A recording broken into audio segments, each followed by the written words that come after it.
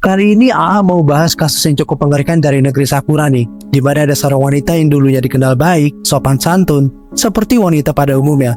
Tetapi ya dia gak bakal nyangka nih kalau nasibnya bakal menjadi salah satu dalang pelaku setelah bertemu seorang pria psikopat nih. Kisah ini menjadi sebuah cerita yang sangat kelam dan mengerikan yang pernah terjadi di sepanjang negeri Sakura. Perkenalkan, wanita ini bernama Junko Ogata. Dia lahir dan tumbuh besar di kota Kurume, Jepang, di mana saat itu ia tumbuh besar pas lagi situasi negaranya ini masih berkembang setelah Perang Dunia Kedua ya lur. Berdasarkan informasi yang didapat ya, Ogata ini ternyata berasal dari keluarga yang berkecukupan. Gak miskin, gak kaya juga, jadi bisa dibilang ya biasa-biasa aja. Pribadi Ogata juga seperti wanita pada umumnya yang ramah, sopan, lemah lembut, dan disenangi banyak orang. Disclaimer dulu ya, kasus ini bukan kasus Junko Furata, akan tetapi namanya Junko Ogata. Ya, nama marganya sama sih, depannya dong Junko, tapi belakangnya beda. Singkatnya pas masuk SMA, dia berkenalan dengan seorang pria bernama Futoshi Matsunaga. Saat itu ia nggak begitu deket nih sama Futoshi. Ya cuma sekedar teman sekelas saja. Jadi pastinya setiap hari dia itu selalu ketemu nih sama si Futoshi. Bahkan bisa dibilang sering banget. Akan tetapi pertemuan itu ya nggak bertahan lama. Ogata harus pindah ke sekolah tempat lain karena kedua orang tuanya lagi ada dinas keluar kota. Meski begitu, pertemuan yang singkat itu bakal mengubah takdir Ogata menjadi manusia yang paling menyeramkan sepanjang sejarah di negeri Sakura. Sebelum kita lanjut, kita cerita dulu nih latar belakangnya Futoshi ini, karena nanti ada kaitannya dengan kasus-kasus Ogata yang bakalan AA ceritain ke kalian. Futoshi Matsunaga lahir dan besar di Kokurakitaku, Jepang. Futoshi ini juga dari latar belakang keluarga yang sederhana. Dia dikenal sebagai orang yang keras dan gak suka diatur-atur gitu. Maunya hidup bebas saja. Saat SMA, Futoshi dikenal sebagai anak yang suka bolos di sekolahnya. Karena saat itu ia masih senang main di luar sekolah. Jadi setiap jam sekolah, dia kabur nih cuma buat main-main gitu sama teman-temannya di luar. Karena kan ya, dia ini tipikalnya gak bisa terlalu serius-serius banget. Sukanya yang santai-santai aja. Gara-gara hal itu, dia suka dipanggil sama guru BP dikarenakan suka bolos. Meski sering bolos, nyatanya Futoshi bisa nyelesain sekolahnya. Setelah tamat sekolah, Futoshi menjadi pribadi yang cukup liar. Hingga pas usianya 19 tahun, dia suka main sama cewek nih. Bahkan saat itu, dia punya 10 simpanan cewek. Gokil banget kayaknya. Karena suka main cewek ya, di usianya yang cukup relatif muda, dia udah nikah dan punya seorang anak laki-laki. Nah, pas tahun 1982, ceritanya Futoshi ketemu lagi nih sama Junko Ogata. Saat itu Ogata ceritanya udah kerja nih sebagai guru di taman kanak-kanak. Kebayangkan ya sosok Ogata itu kayak gimana. Pastinya punya kepribadian keibuan gitu nih lor. Tapi AA nggak dapat informasi sih ketemuan tepatnya di mana nih lor. Singkatnya mereka berdua bertemu kembali nih. Tetapi dari pertemuan itu mereka berdua pacaran. Seperti cerita di awal ya, Futoshi ini suka nih main cewek. Ya pastinya Ogata ini jadi korban berikutnya. Ogata diperkus-kus sehingga Ogata pun minta Futoshi ini untuk tanggung jawab. Si Futoshi yang saat itu berstatus udah berkeluarga, suka main cewek, anehnya malah jadi suka banget nih sama Ogata. Dia bahkan berjanji bakalan nikahin. Mungkin saat itu Ogata juga udah kelepek-kelepek gitu ya, udah cinta selamanya sama Futoshi. Jadi Ogata ya setuju-setuju aja. Meskipun setuju, akan tetapi orang tuanya gak setuju, terutama ibunya nih yang nolak anaknya dan berpisah sama Futoshi. Karena ibunya udah feeling kalau hidup anaknya ini gak bakal bahagia nih kalau sama dia. Apalagi ibunya sering dengar cerita dari si Ogata kalau Futoshi ini sering banget bertingkah gak terpuji sama dia. Pastinya kalian pernah ketemu orang kayak gitu ya lor. Meskipun udah sering disakitin, tetap aja Ogata mau nih sama si Futoshi. Ya namanya udah cinta hingga gak terasa nih kisah cinta mereka udah berjalan 3 tahun. Tepatnya pas tahun 1985. Gak tahu kenapa dia, si Ogata mutusin mau menghabisi dirinya sendiri gara-gara udah mulai gak kuat nih sama si Futoshi. Ya karena Futoshi ini selalu bersikap gak wajar. Jadi bisa dibilang hubungan kisah cinta mereka cukup toksik banget nih lor. Akan tetapi seperti yang tadi ceritain ya, yang namanya buaya darat suka main cewek dan punya simpanan banyak. Pasti Futoshi gampang banget nih luluhin hati Ogata. Hingga akhirnya Ogata mau maafin sikap Futoshi dan memilih hidup bersama dengan Futoshi. Mereka berdua mutusin untuk membina rumah tangga dengan membuka usaha jualan futon. Futon itu kayak seperangkat alat tidur tradisional Jepang. Ya kalau kalian suka nonton film Doraemon atau Shinchan, pasti di kamar tidurnya ada tempat tidur tipis yang warna putih dan tempat tidurnya bisa digulung. Nah, selama merintis usaha beberapa tahun, ternyata usaha Futoshi dan Ogata maju nih. Bahkan mereka udah bisa merekrut karyawan dan udah punya banyak banget pelanggan di tokonya. Karena Futoshi punya watak yang keras, dia sering banget tuh perlakuin para karyawannya secara gak baik. Bahkan gak tanggung-tanggung, suka berbuat yang aneh-aneh terhadap anak buahnya sendiri. Gak hanya itu aja nih lor, Futoshi juga menipu para kliennya hingga berhasil ngumpulin 180 juta yen dari hasil menipu. Karena kasus kekerasan terhadap karyawannya dan menipu para kliennya, di tahun 1992, mereka berdua jadi buronan polisi nih. Apalagi pas zaman itu kayaknya, teknologi ini belum begitu secanggih sekarang. Jadi Futoshi dan Ogata masih bisa bebas dan gak ketangkep nih sama polisi. Nah, selama jadi buronan, Ogata hanya bisa ikut aja nih kemauan Futoshi. Ya namanya untuk bertahan hidup, segala cara pastinya dilakuin. Hingga pada bulan April 1993, Futoshi berkenalan dengan seorang wanita kaya yang udah punya 3 anak.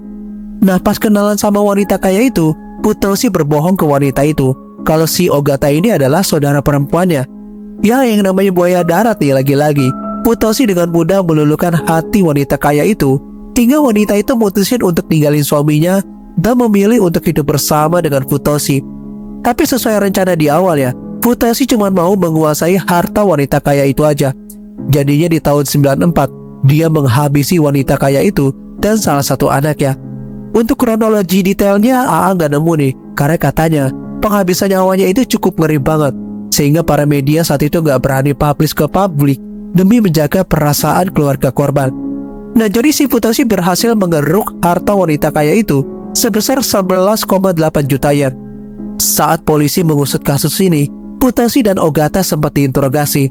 Karena nggak ada bukti kuat yang mengarah ke mereka berdua, ya pada akhirnya mereka berdua ini bebas. Namun aksinya nggak berhenti di situ aja nih lur. Jadi di tahun yang sama, tahun 1994, Futoshi kembali berkenalan dengan seorang wanita bernama Kumiyo Toraya.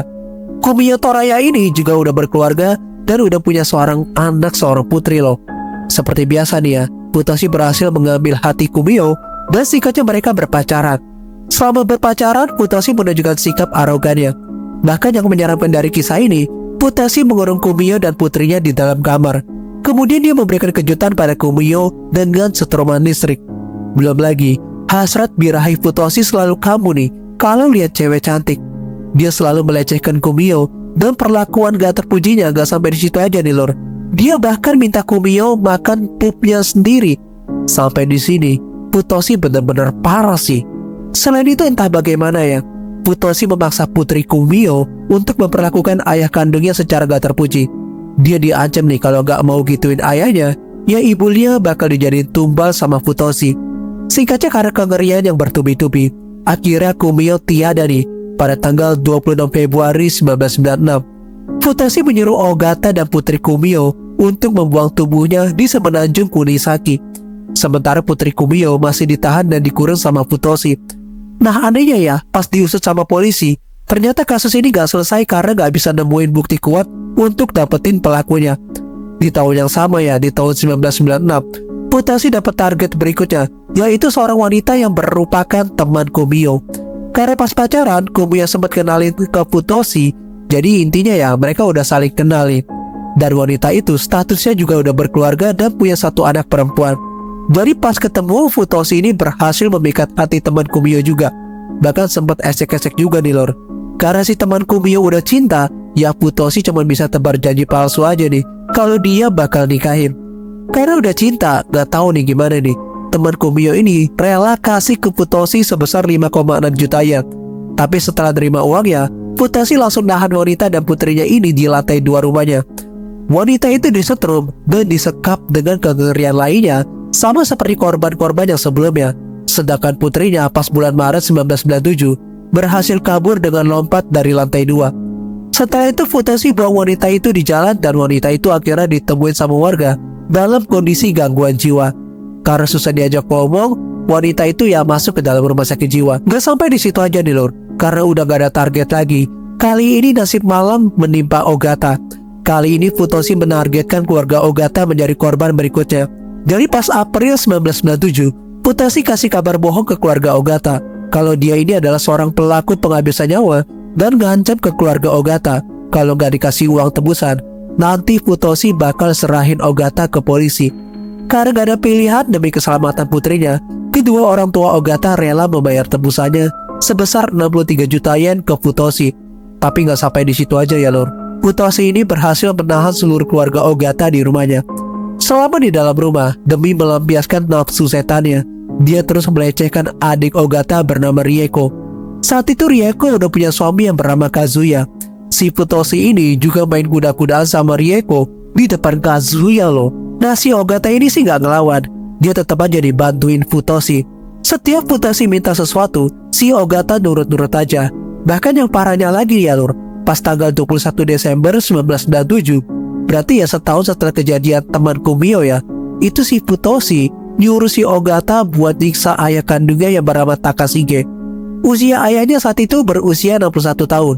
Futoshi minta Ogata untuk menyiksa ayahnya dengan menggunakan setroman listrik. Dengan terpaksa Ogata nyiksa ayahnya sendiri hingga tiada. Setelah itu demi menghilangkan jejak, tubuh ayah Ogata dipotong-potong, direbus agar menghilangkan bentuk tubuh korban. Nah kisah itu masih berlanjut lagi nih lor, dari bulan Januari hingga Mei 1998. Jadi Futoshi ini menghabisi seluruh keluarga Ogata itu dengan cara dicicil nih, udah kayak KPR.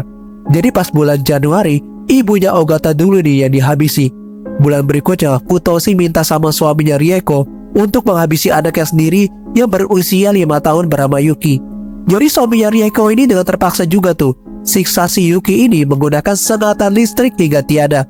Setelah tiada, Futoshi langsung meminta Ogata untuk memotong-motongnya dan buang ke laut. Gak cuma itu aja nih lor, Futoshi emang dasar psikopat ya. Dia minta bantuan si Ogata untuk menghabisi juga tuh saudara perempuan si Ogata, si Rieko dan suaminya. Setelah itu mereka memotong-motong para korban dan membuangnya dengan cara disebar di sekitaran rumah Ogata. Di bulan Juni 1998, giliran keponakan Ogata nih bernama Aya yang menjadi sasaran empuk Futoshi dan Ogata. Diperlakukan dengan cara yang sama, tubuh Aya dipotong-potong dan dibuang ke laut juga. Nah dari sini kira-kira kalian masih ingat gak nih sama anak Kumio Toraya yang putrinya masih hidup dan ditahan sama Futoshi? Cuma lokasi penahanannya gak tahu nih antara di rumah korban atau di tempat lain. Intinya putrinya ini masih hidup dari siksaan Futoshi. Jadi pas tanggal 30 Januari 2002, putri Kumio ini sempat berhasil kabur. Futoshi pun berhasil tangkap lagi nih pas tanggal 15 Februari 2002. Dan ternyata anak itu masih disayang Tuhan nih loh. Jadi pas bulan Maretnya, dia berhasil lagi kabur dan langsung lapor ke polisi. Saat itu dia berusia 17 tahun. Karena berdasarkan keterangan putri Kumio, akhirnya Futoshi dan Ogata berhasil ditangkap. Saat ditangkap, Ogata dengan tenang ngaku nih kalau dia adalah pelakunya. Sedangkan Futoshi saat itu malah menolak dituduh sebagai pelakunya dan malah menuduh Kumio yang menjadi dalang di balik pembunuhan berantai. Pada tanggal 28 September 2005, Pengadilan Distrik Fukuoka memvonis Futoshi dan Ogata dengan hukuman metong dan caranya itu digantung. Namun dari keluarga Ogata naik banding, sehingga hukuman yang dijatuhin ke Ogata jadi perdebatan di pengadilan. Singkat cerita karena udah melewati perdebatan yang panjang, akhirnya pada tanggal 26 September 2007, berarti udah jalan 2 tahun ya, setelah hukuman diputuskan, pengadilan ya akhirnya meringankan hukuman untuk Ogata yang awalnya hukuman metong menjadi hukuman seumur hidup. Sementara Futoshi tetap menjalani hukuman metong dengan cara digantung. Sebelumnya Al minta maaf ya, gak bisa bahas kasus ini terlalu detail banget terkait cara pembunuhan berantainya. Karena jujur aja, sebenarnya cara penghabisannya ini lebih mengerikan banget. Takutnya di take down sama si Yusuf lagi. Jadinya ya A bahas secara garis besarnya aja. Tapi kalau menurut kalian tentang kasus ini gimana nih lor? Apakah ini benar-benar mengerikan atau emang biasa aja nih lor? Coba deh komentar di bawah. Dan mari kita doakan aja semoga ya korban-korban, ya mari kita doain aja di keluarga korban yang ditinggalin, semoga mereka dikuatkan dan ditambahkan. Dan untuk kalian jaga kesehatan selalu ya lur. I'm Jurnal AA, and still next time, stay safe ya lur.